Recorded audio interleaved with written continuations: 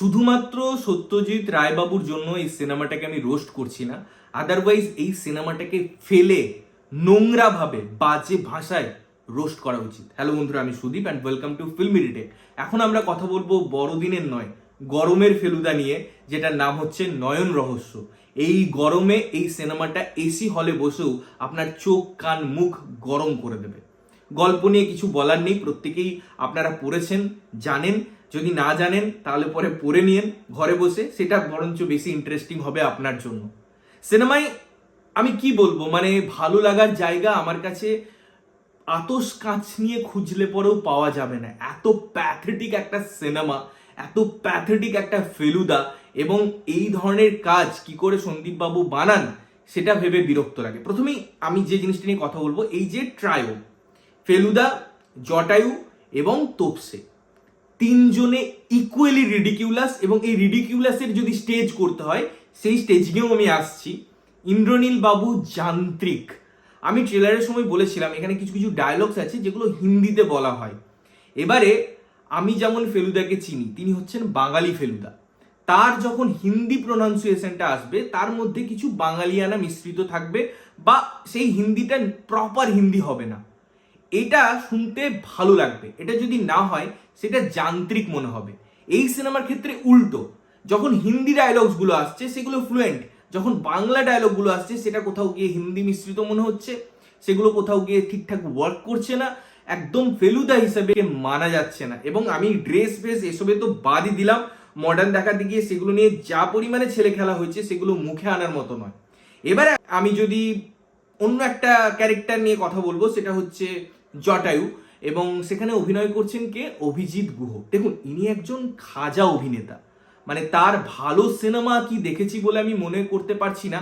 এবং সত্যি বলতে জটায়ু তো একটা খুব ইম্পর্টেন্ট ক্যারেক্টার, এবং যারা অভিনয় করেছেন এই ক্যারেক্টারটাই তারাও স্বনামধন্য। এক একটা চরিত্রকে আমরা মনে রেখে দিয়েছি। আজকের ডেটে আমি যদি কথা বলি, অনির্বাণ চক্রবর্তীও কিন্তু ভালো মানায় তাকে, বাট অভিজিৎ গুহকে কোন অ্যাঙ্গেল থেকে সন্দীপ রায়বাবু এই জটায়ু হিসেবে কল্পনা করেছেন, এবং তিনি লিটারেলি যেভাবে এই সিনেমাটাতে নষ্ট করেছেন এই চরিত্রটাকে, সেটা মনে রাখার মতো। মানে লিটারেলি আপনার কান্না পাবে যে এটা জটায়ু। সত্যি এত অখাদ্য একজন অভিনেতা, এত বিগ্রেড একটা পারফরমেন্স একটা ফেলুদার সিনেমায় হচ্ছে, যেটা বাঙালির ইমোশন।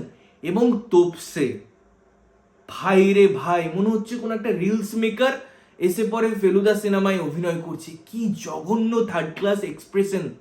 এই তিনজন নাকি ফিউচার ফেলুদাকে রিপ্রেজেন্ট করছে, আজকের প্রজন্মের ফেলুদাকে রিপ্রেজেন্ট করছে। প্যাথেটিক।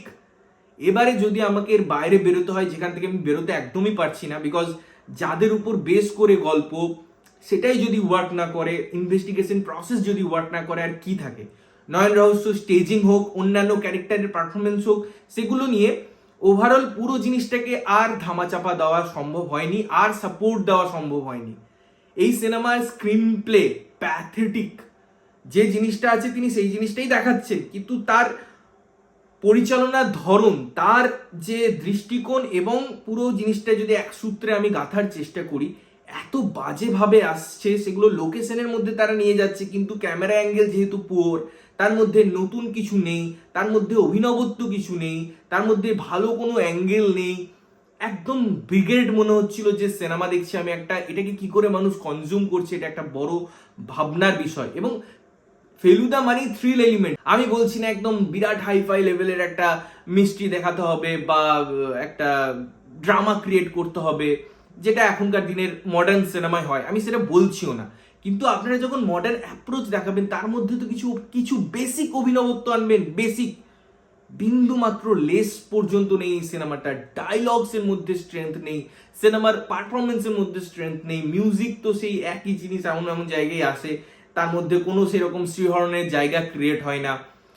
এই তিন ক্যারেক্টারের মধ্যে কেমিস্ট্রি একদম ওয়ার্ক করে না। ফেলুদা এবং তোপসের মধ্যে একটা ব্রোম্যান্স আছে, এটাকে আমরা এখন নতুন নাম দিয়েছি ব্রোম্যান্স, বাট তাদের মধ্যে যে একটা ব্যাপার ছিল সেই জিনিসটাই তৈরি হয় না, ওয়ার্ক করে না সিনেমায়। পরিচালনার দিক থেকে একটা বাজে এক্সিকিউশন সিনেমাটার, বাজে সব কিছু, মানে কোনো কিছুই এই সিনেমার ভালো না। এবং প্যালেটিং এর কথা যদি বলি, কালারের যদি আমি কথা বলি, একটা সুন্দর কম্প্যাক্ট অডিও ভিজুয়াল রিল্যাক্সের যদি আমি কথা বলি, যেটা আমার চোখকে কিছু শান্তি দিচ্ছে, কানকে কিছু মধুর ধ্বনি দিচ্ছে না, শুধুমাত্র মাথাকে হ্যামারিং করছে এবং বলে হচ্ছে তুই কেন এসছিস এই সিনেমাটা দেখতে গরমে।